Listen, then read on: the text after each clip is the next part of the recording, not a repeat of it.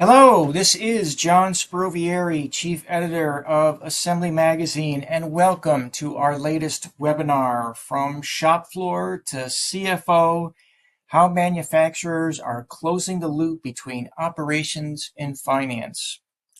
This event is sponsored by Pico. Wherever you and however you are joining us, thank you for making us a part of your day. Today's presenters are Brian Baugh, Chief Operating Officer at Pico, and Jay Harris, President of Stratus Green.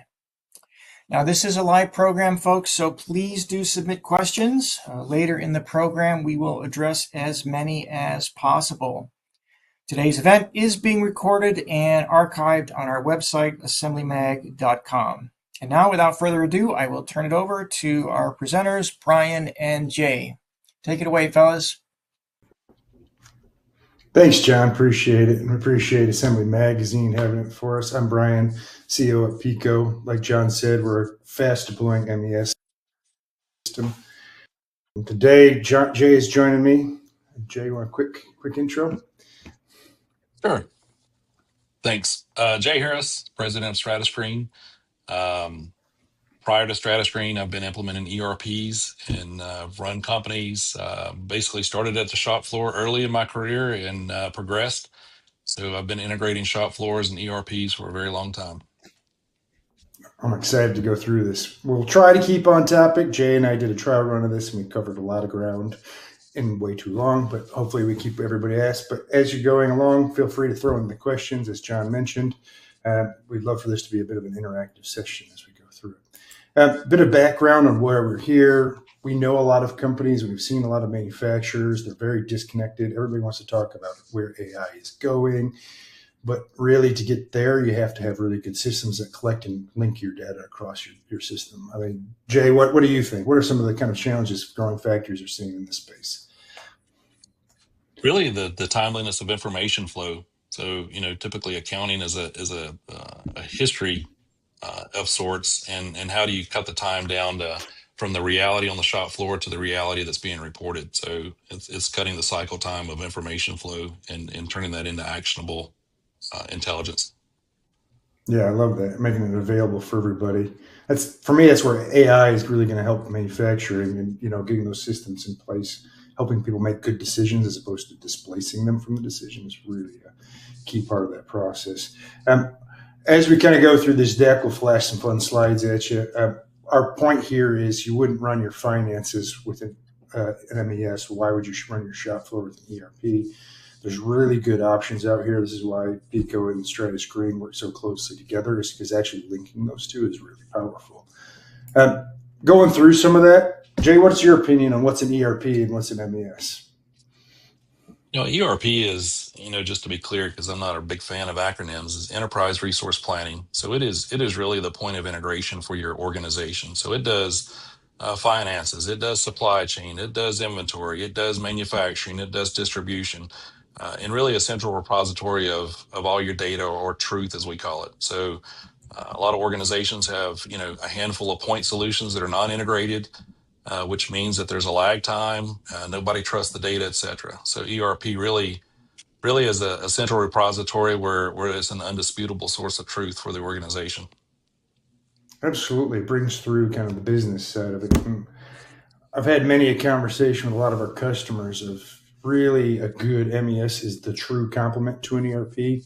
And they're actually surprised how they got through a lot of manufacturing in the past years without MES systems, because it helps you do all of the fun finances, estimates, business development stuff to actually prop up those decisions of what's actually going on within your business. So it's really quite an interesting space to kind of think about how these two link together. We'll jump in with our quick poll question here to get us some feedback. So our first poll question: how are you currently collecting your manufacturing production data? I would love to get your inputs on what you're seeing and how you're pulling the information from the shop floor, how you're feeding your ERP. I've seen it all. I'm sure Jay has too. So there's no wrong answer here. We're just kind of trying to understand where everybody is at. I had one company come to us a little while ago. They were still using 3x5 index cards. That was a bit of a shock to the system, but it's not wrong because they're doing something. So for me, at least you have a basis for how you do that and going forward with it. I don't know, Jake, what have you seen out there Oh, recently? absolutely the same. So everything from a fairly sophisticated front end for data entry all the way to index cards or sticky notes or a piece of paper where a note's written and it gets updated a week later. So quite a bit of lag in some of the systems. So Yeah, pretty interesting test I results always thus was. far, though. Yeah, it is. It's definitely looking at where people are coming. I'm actually surprised there's many. So we'll jump over here to the results as we're kind of coming into a minute of this. So what we've seen is it's kind of a spread across all of it. You got about a third there on manual currently as the answers are filtering in. You have a third that have some level of MES, and then 20-ish% that have probably an ERP or something trying to capture that data and bring it back in as manufacturing data. And that's, at least you know where you're at when you start with some of these things. And one of the things I like, and why acknowledging the kind of digital transformation as opposed to just one singular IT solution, is at least when you know where you're coming from, you can create a roadmap to where you should be going over the next 5 years. So it's kind of exciting from that end.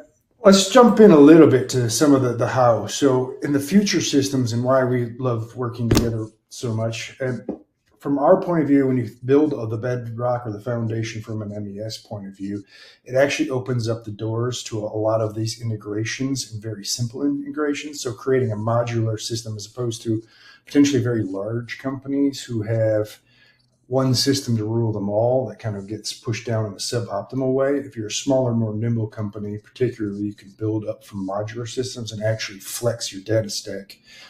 One of the things we're seeing there, so in the lower left-hand corner, is the no-code kind of business systems integrating with your ERP, between your ERP and your WMS and some of your planning schedules. I know PaperStreet has a really good work order management tool they're coming out with. You want to walk us through some of what you're seeing on your end, Jay?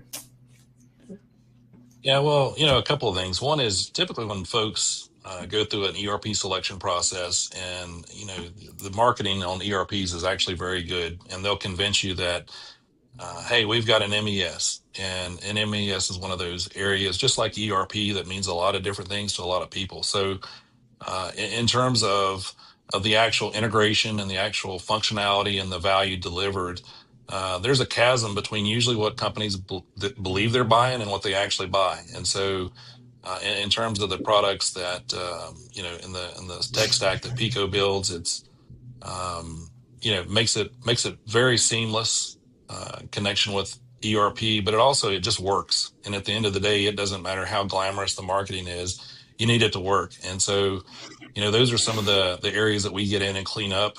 We have to clean up expectations. And when we come in behind implementations like that get sideways, and then we have to map out, all right, where are you and where do you expect to be, and build a solution that suits that.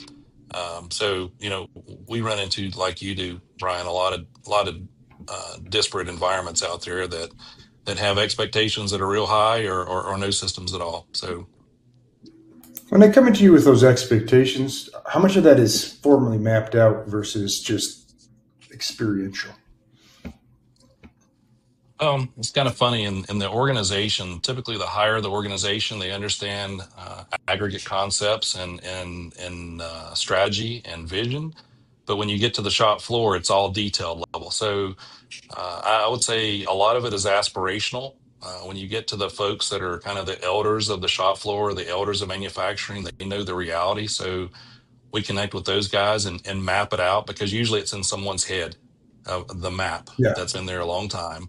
And so we help articulate that through charts and pictures, et cetera, because most folks can speak the language of a picture and visual learning. So, those are the tools that we employ to get that aspiration and that vision out to where it's actually tangible in front of all of us. And then we can use that as a blueprint to implement. Yeah, it's interesting to think about kind of the cultural change that comes along with that too, because you've got folks that have been doing their job for umpteen years, if not decades, and then to try and overlay some of these systems, if you don't do it quickly and effectively, they tend to put the kibosh on it. Um, Well, and you've got subject matter experts have been doing the job for 30 years, and all of a sudden they're not the go-to expert anymore because it's a new system. So, there's some hand holding and assurance and just nurturing that takes place during and especially after.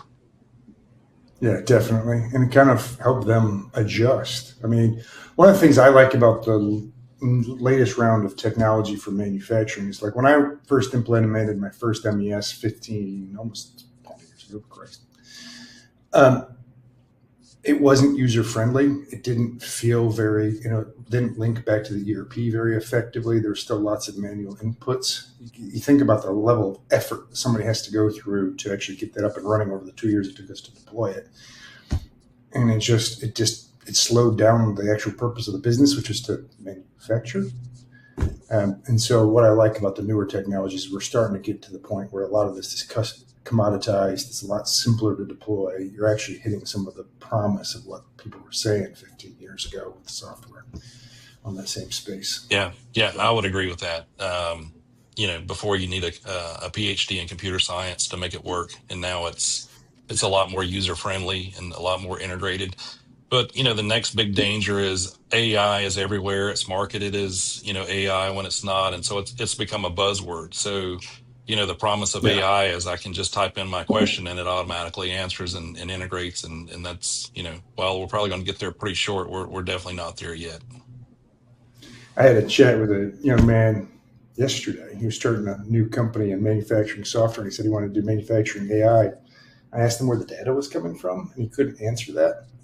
And so I said, you probably got to go back to that problem first before you can actually go forward with the AI set of stuff. So understanding that there's a roadmap to the AI is something that a lot of people are still getting their arms around on that end.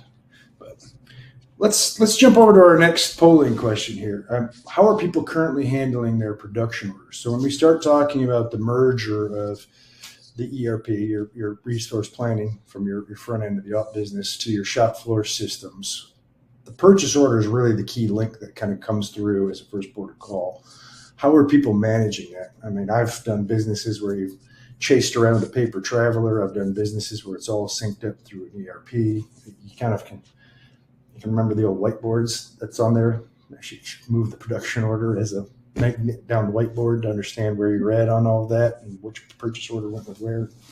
It's interesting to hear what kind of people are thinking about and what they're using at the moment. Yeah, I started with something very similar. It's called the war board with little magnets that you move into. Of course, you had to pay somebody to stand there and move the magnets. And to say it was the lag of information flow would be a gross understatement.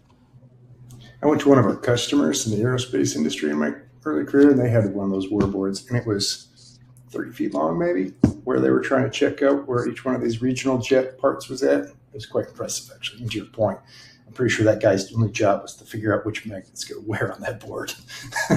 Yeah, on the way. We're actually implementing right now, and the master scheduler has a magic 8-ball on their desk, which I think is some microcosm of the world those folks live in. Where is it? And what does it need to do? And the lean guy of me says, we start talking about balancing workloads. If you don't know your capacities along that path, good luck. Like it's a hard. It's usually the first guy pushed out the window.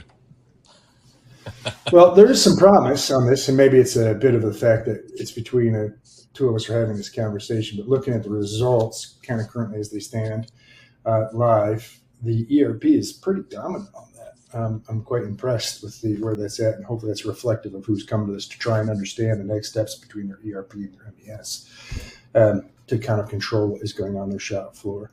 Does this surprise you at all? Where do you think this is at as globally, or at least across the U.S. manufacturing? Yeah, I think that's pretty representative of the environments we're in.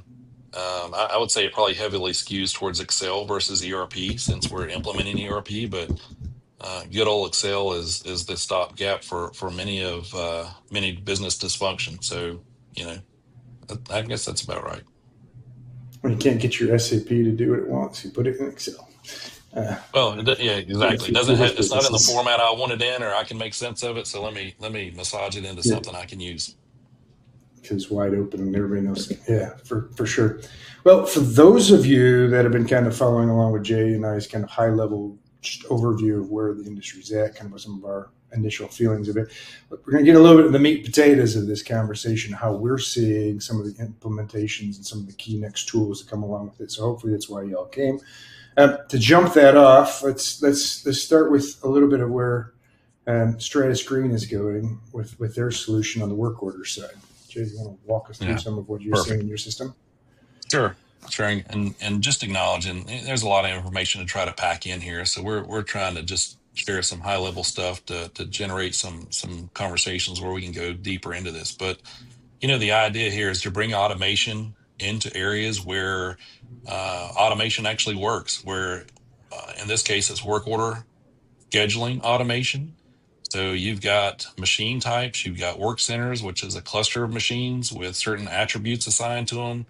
So when a work order comes along and has an associated bill of material, associated routing, we actually go in and take a look at that work order, the criteria in terms of the components necessary to make it. Do we have the raw materials, et cetera? And then we automatically schedule that. And so it actually cuts down the workload of folks because there's some automation behind that, and it's real time integrated with, in this case, NetSuite. MRP feeds it. And it's a finite capacity planning tool as well. So the idea here is that we'll schedule the work order in its appropriate place to accommodate a promise date. And then we pass the information into the MES, and then the MES talks back to the ERP in this case. I love this slide because we get a lot of customers coming to ask us about how we handle their work orders and whether we create work orders.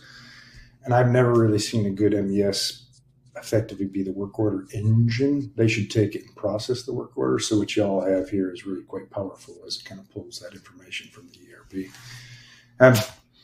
Let's go from there to how this kind of integrates into the shop floor. We have a quick little video for you. I'll do a voiceover. Hope everybody's watching because it happens quite fast. So what you have here is the system creation on the ERP side. It's going in, telling you how many need to be built, telling you what kind of BOM needs to come through. It flicks over to Pico. Pico runs that through as a custom serial number, creates the components that need to be pulled through on it. You do a process. There's our inline check.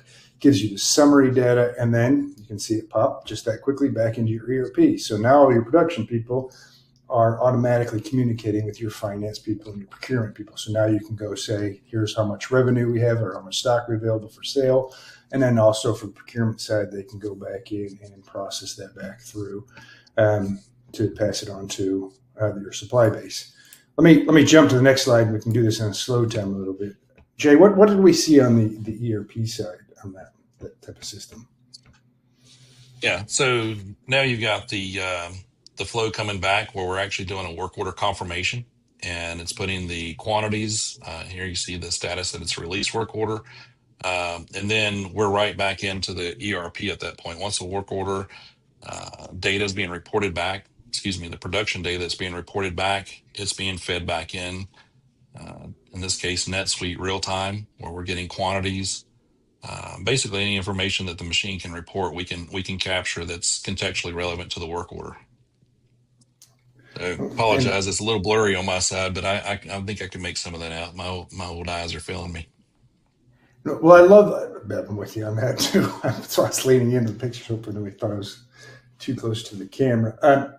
Why I really like this is because in my early days of doing an MES, I fought uphill with a lot of people questioning what the MES was saying, and as if manufacturing was doing it wrong, and the data wasn't filtering back to the other systems correctly. So it's really fundamental to get this right, because I give you an example. In my early days, one of my jobs was to work with the estimators on business development, and to understand how much inventory was in flow, understand how long things took, which should come out of MES system, all that to create estimates for the business development. It's extraordinarily powerful. And to your point, right at the top, if you've got that data, you can react to incoming requests for proposals a lot faster because you know what is going on in your shop floor and where your shop floor is with that, so your capacity or things. What do you see the benefits of this kind of system?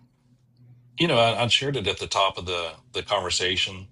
It's the speed of data, really. And, most folks that if you put the information in their hand at the right time, to borrow a cliche, the right information at the right time in the right format, I think most business people can make pretty good decisions at that point. But if there's a lag and you're having to guess or go on what your hunch is, then your decision quality goes down quite a bit. So it's really the speed of information here and shortening the cycle time from what just happened to the decision makers that are having to adjust based on the reality.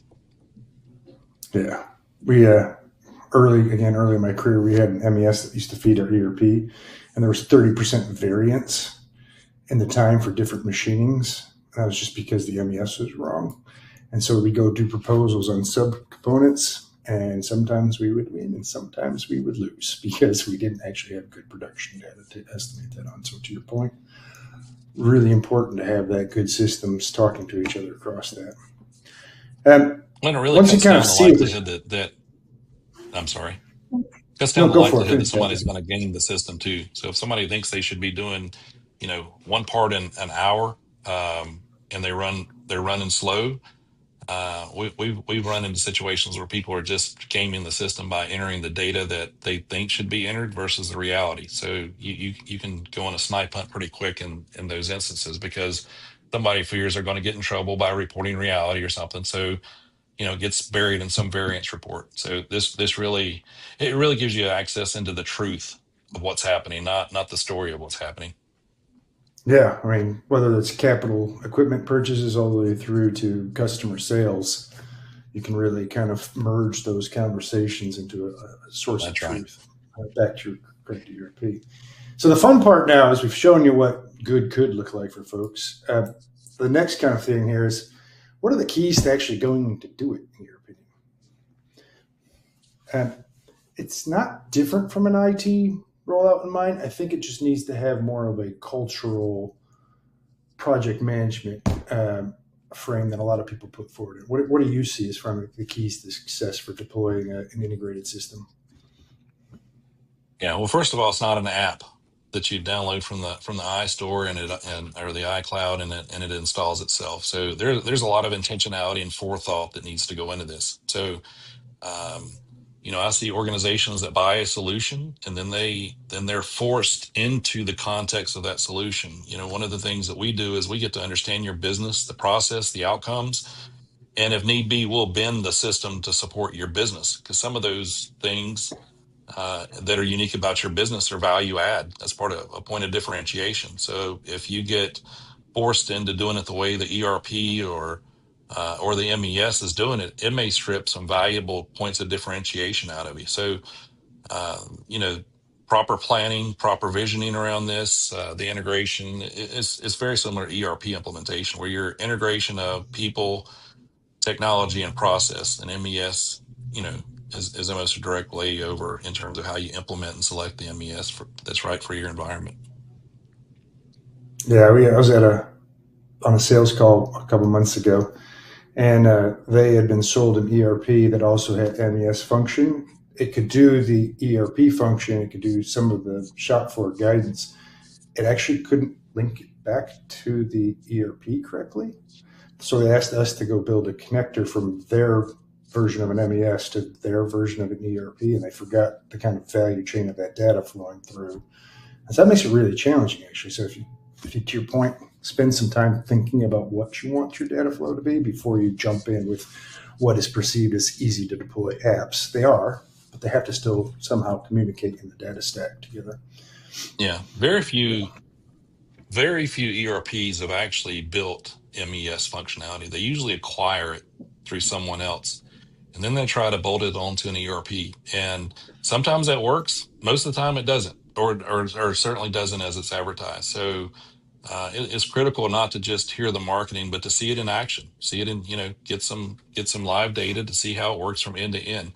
Because just because it's called MES and it's fully integrated and all the buzzwords, that doesn't mean it's going to work the way that's being sold to work. So I would definitely encourage everyone to roll up your sleeves and get dirty with this because you could be disappointed on the back end if you don't. Yeah, I agree. Have a sense of curiosity too as to what you want that system to do and kind of map out the future of it.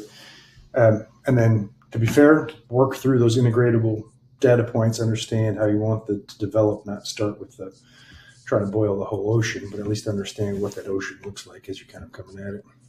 And then once you've kind of deployed it, the kind of fun bits are, what do you get when you link it? And we've hit on a number of these on the way through. My personal opinion is the production efficiency yields. As an old ops manager, I always wanted to make sure I was doing everything faster each day, coming along a little bit further and a little bit faster. So that was the key bit for me. I don't know where you're at, Jay. What do you what do you see as kind of some of the, what's your parting thought on the best reason to integrate your ERP and your MES? Because it drives the quality of information up exponentially. It cuts the lead time down, and now the decisions that are made from that are up to the organization. But that is the biggest benefit. In most environments we see that in, the quality of decisions go up because it's more timely information flow, and they trust it. Trust in data goes a long way to making good decisions. Yeah, absolutely. Well, in the spirit of time, I've really enjoyed this. And like I said, Jane, I could probably go for another 4 hours on this and kind of get into some of the weeds. Absolutely. We're happy to. So if you do have more questions, tell us you want more of this and we can go deeper in another webinar, or B, reach out to us and we can jump on a call and walk you through some of these theses too. I know we've glanced across this whole process from the top.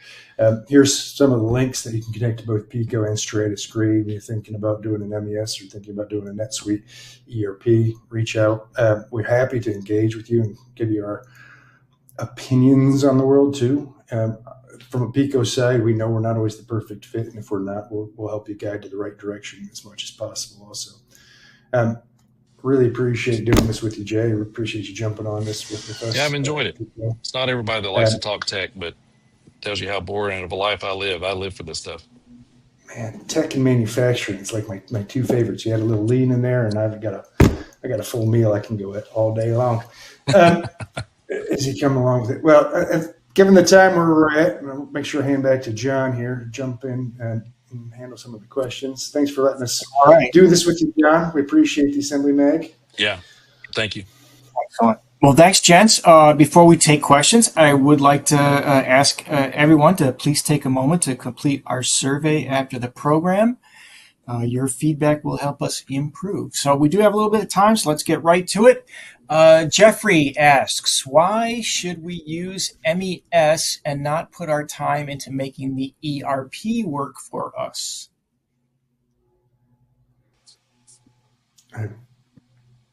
If I jump in on this, from my point of view, and Jay hit on it during the presentation, is most ERPs won't actually give you what you want for shop floor management. So an MES, a really good MES, should come up from the operator. So particularly on a discrete side manufacturing, where you're trying to engage with people that are adding value to the product that you are selling, and MES is functionally designed to help that person first and then build back to the business systems. So if you go out and get an MES, make sure that you're actually doing something that will help your operators, because that's where you gain the efficiencies. That's where you actually gain the data insights to drive the business forward. And I have yet to find an ERP that can do that. Yeah, I would only add that, if you're in an organization that has some unique requirements and you have the engineering prowess to pull it off, then by all means. But if you don't, and if you don't have the time or money to do that, then an MES, something that's already built, already has the expertise, already has the support, etc., creates a quicker path to implementation. And years and years of industry experience behind it. So you're not having to beta test your own stuff. And then when that person retires or quits or what have you, and is no longer there to support it, it creates a constraint that you're going to have to deal with at some point. Absolutely. Okay.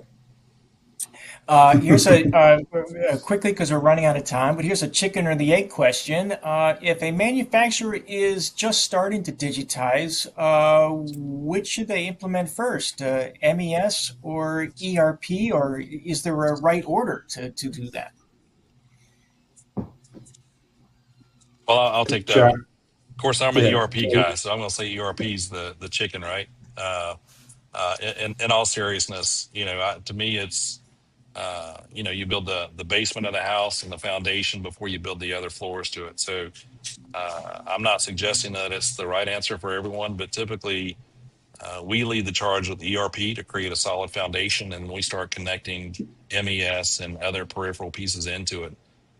But if you don't have that in place, then typically your MES data is being fed into a spreadsheet or some point solution or offline solution that's not integrated. So I'm sure Brian may have a different perspective on that.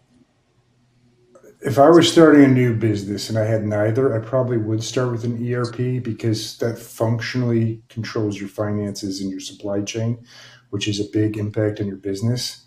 If I was a business that was running and I didn't have an MES and I had a functioning ERP but wanted to change my ERP, I would start with the MES.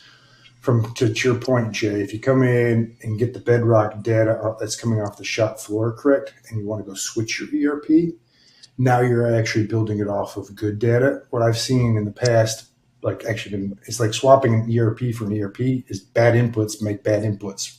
And so you're actually just passing the problem from the one old ERP to the newer ERP in a lot of instances. So in that case, I'd actually put the MES in first and then go deploy the new ERP so that you can actually draw those links the way it should be. Okay. All right. Well, I'm sorry to say that we are out of time. There are a couple of questions in the queue that we didn't get to, and folks, our speakers will get back to you as soon as possible. Rest assured about that. That is all the time we have, so please join me in thanking Brian and Jay for their presentation, as well as our sponsor, Pico. If you have additional questions or comments, please click the email us button on the console, and please visit our website to see a recording of this presentation, as well as to get information about our upcoming events. We've got programs coming up on buffer management for assembly lines, as well as panel discussions on adhesive bonding, software, and ergonomics. So you are going to want to check those out.